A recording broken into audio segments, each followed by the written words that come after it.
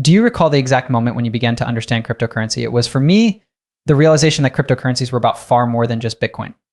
Numerous decentralized apps, tokens, and coins exist in the thousands, each with special properties and applications. I now recall that this massive ecology was completely lost on my friends and family when I initially tried to explain it to them. And for that reason, among others, I launched this channel to the widespread use of cryptocurrencies. However, the fiat sheep may find the beginning of the crypto learning curve to be quite steep. As I'm sure many of you will agree, ideas like blockchain, mining, and staking are difficult to comprehend and much more so to articulate simply when you try to explain to your friends, family, and significant other where and why you spend all of your money. This might become an issue. Okay, for this reason, I'm going to teach you today how to communicate complicated crypto concepts in a way that they can comprehend, as well as how to respond to any queries or worries they might have. There is a disclaimer you must read before we continue. I have a lot to share with you today, but none of it will involve financial advice since that would be pretentious. Instead, I'd want to arm you with the information you need to break free from the wage slave system. My name is Hamed, and I'm a crypto hero if this is your first time interacting with Crypto King. To combat the misinformation and Moonboy hype, I have posted the best cryptocurrency content on this website, like reviews, guides, tools, currency tokens, news, and more. You won't get bored because it's all filled with entertainment value. Subscribe to the channel and ping the notification bell that appears on the right if you want to battle with me in the crypto space. You may navigate about the movie chronology by using the numerous timestamps that you can see if you glance down. Keep in mind that completing the viewing will aid in the discovery of this content. That's my opening monologue then. Let me now explain how you can assist others in making cryptocurrency work. What the hell is a cryptocurrency is likely the first question your friends and relatives will ask you when you bring it up, based on my own personal experience. Here's my response to that query. To put it simply, cryptocurrencies are just conventional currencies with a fully digital component. Fundamentally, every single cryptocurrency coin is merely a string of characters and integers. Although this sounds difficult, it's not too far from how currencies work in the real world today. What I mean by it is this: on the planet, almost all actual currency bills have a distinct serial number. The date, location, and other details of the bill's printing are all correlated with its serial number. Theoretically, a central bank maintains a record of every money note ever issued, along with its current location, and it communicates this information with other banks and the government. You'll be aware that your credit or debit card numbers have your account number on them as well.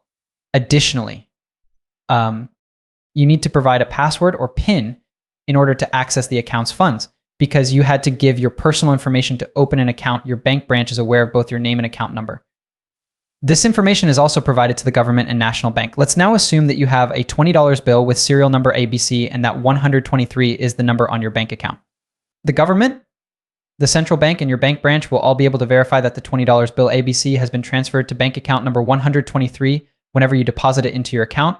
This is essentially the operation of cryptocurrency. The unique serial number on every Bitcoin coin is similar to the number on a paper dollar, only without the physical bill.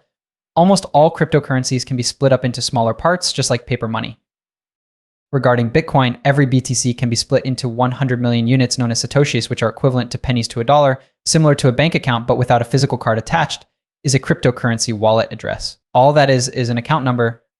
This implies that unlike a bank account, your identity is not linked to your cryptocurrency wallet because you are not required to provide any personal information in order to create one. Most significantly, unlike conventional money in a bank account, any cryptocurrency you keep in your personal wallet is held by you directly. This implies that since you always have complete control over your account, no one can close your cryptocurrency wallet or prevent you from making transactions. The drawback of this is that you will permanently lose your cryptocurrency if you misplace your wallet or fail to write down the recovery phrase you receive when you create one. Bills and bank account balances are not kept track of by banks or the government, but rather are recorded on all the computers linked to a cryptocurrency network.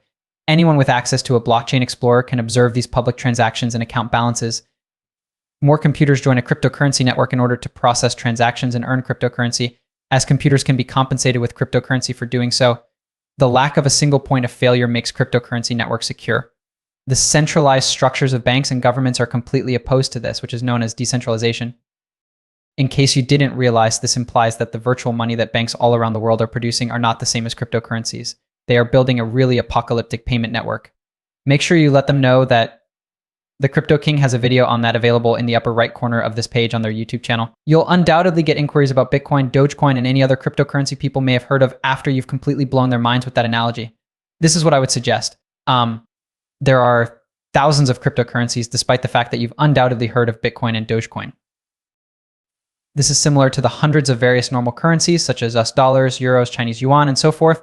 The absurd thing is that not all cryptocurrencies are made to be a currency you would genuinely use. Instead, each one is unique. for routine business dealings.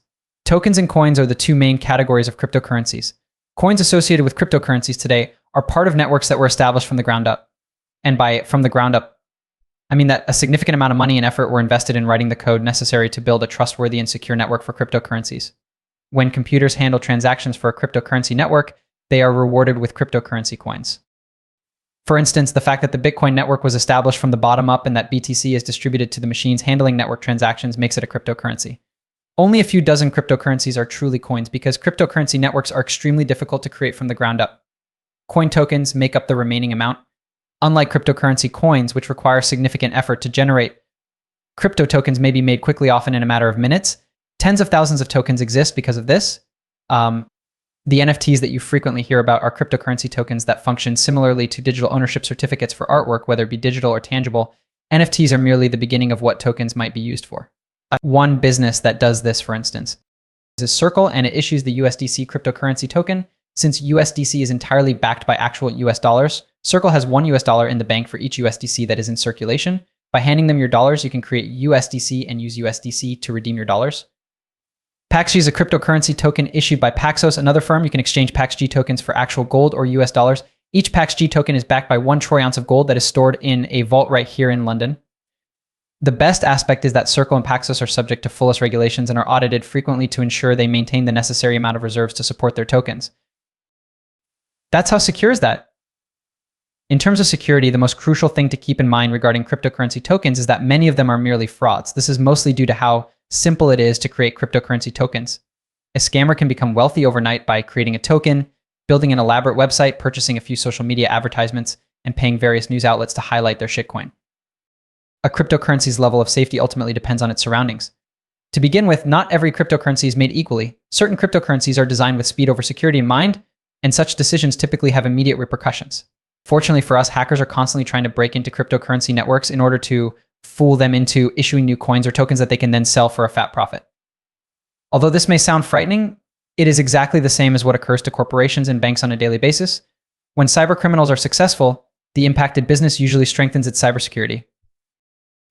Anyway, I usually answer the real question after that digression. Cryptocurrencies are useful due to their capabilities. It goes without saying that this value varies based on the coin in question, because the BTC coin's economic profile is comparable to that of gold. Only a little quantity of Bitcoin is created every day, and its maximum supply is reduced by half every 4 years. This would result in a doubling of the price of Bitcoin every 4 years, assuming that demand for it remains constant over time. But as time has gone on, and the pandemic has made us more conscious of how fragile fiat currencies may be, the desire for Bitcoin has grown. Prices will always rise when there is a limited supply of something and a growing demand for it, as simple economics dictates. Like me, a lot of investors view Bitcoin as a secure way to keep your money outside of the established banking system. The majority of other cryptocurrencies have a strong correlation with Bitcoin, which means that the movement of BTC affects the pricing of these other cryptocurrencies. Despite this, some cryptocurrencies like Ethereum have incredible value because of the benefits they offer. These cryptocurrency tokens I mentioned before can be created on the Ethereum network, along with decentralized websites and services that are impervious to censorship and shutdown. Ether is needed for all transactions, including the creation and transfer of tokens, as well as using these apps in order to cover petrol costs. This indicates that as more people use the Ethereum network, the demand for ETH increases, and Ethereum has experienced significant uptake. Visa is testing the USDC coin I described earlier to make payments on the Ethereum network. Furthermore, a bond was released by the European Central Bank using the Ethereum blockchain. The reason for the daily fluctuations in the value of Bitcoin, Ethereum, and other cryptocurrencies is that their true value is unknown. For the same reason, the values of equities, gold, and even fiat currencies change daily. However, the revolutionary nature of cryptocurrencies makes them far more volatile. Lending, saving, and borrowing are made possible by cryptocurrency networks. No name, credit score, or bank is required. They enable direct business dealings without the need for an intermediary to take a commission. This implies that tech behemoths like Facebook and service juggernauts like Uber may become outdated. They enable communities to pool their resources and decide how best to use them, perhaps eliminating the need for governments and their corrupt officials. One could even argue that cryptocurrencies are akin to a potent extraterrestrial technology that challenges established power structures. The typical cryptocurrency investor is now extremely sensitive due to this potential. The tiniest chance of a crackdown on cryptocurrencies causes a market meltdown, and the wackiest rumor can cause a huge market pump. But over the long run, it's clear that the cryptocurrency market is expanding and that it won't be slowing down anytime soon. By now, you've undoubtedly persuaded your friends that cryptocurrency is a legitimate industry. You may now believe that Dogecoin offers you a simple way to become wealthy quickly. However, it would take an extra $80 billion in direct investment to reach just $1. Furthermore, it is not very probable to occur. Regardless of a cryptocurrency's monetary value, the smaller its market capitalization, the more room it has to expand. This is due to the fact that raising its worth requires less money. To give an extreme example, the Wi-Fi token from Yearn Finance is valued higher than Bitcoin, but it has a market capitalization 20 times lower than Dogecoin's, indicating that less money would be needed to raise the price of Wi-Fi. The majority of cryptocurrencies in the top 10 by market capitalization, aside from Dogecoin and a few others, may be regarded as low-risk investments. Before this bull market ends, cryptocurrencies like Bitcoin, Ethereum, and Cardano will probably be in existence for a long time and double in value, if not triple. Even if the remaining 90 cryptocurrencies in the top 100 could potentially experience gains of 3 to 5 times, investing in them becomes riskier as you go down the list because it also takes less capital to cause their price to plummet. Personally, I would avoid investing in any cryptocurrency that isn't in the top 200 by market capitalization, since the majority of excellent projects have already surfaced, and doing so now would just be taking a chance. If any cryptocurrencies catch your attention, you may learn more about them by watching videos on the Crypto King, a fantastic YouTube channel dedicated to cryptocurrencies. Tell them to start by watching my video, which you can access via the link on the upper right corner, which explains how to conduct independent research. That concludes today's lesson on how to discuss cryptocurrencies with people who don't own any. Please hit the like button to let me know if you enjoyed what you saw. If you're passionate about cryptocurrency, don't forget to subscribe to the channel. If you're feeling lazy, feel free to share this video with your friends and family. I'd love to hear from you right now. So how do you respond to frequently asked questions and concerns regarding cryptocurrency? Please tell me by leaving a comment below. Here's what you should do while you wait for my next flick to air. Join my free Telegram channel to receive daily cryptocurrency updates, and follow me on Twitter, TikTok, Instagram, and Telegram. Keeping up with the crypto market can be achieved by subscribing to my weekly newsletter. If you feel like you're lagging behind, it has all the components you require to win the cryptocurrency race. If you're feeling giving, you may purchase a shirt or hoodie from the Crypto King merchandise store to help the channel. I'm sure you'll discover something enjoyable. You can use the links in the video description to navigate to all of these sites. I sincerely appreciate you viewing, and I hope to see you soon.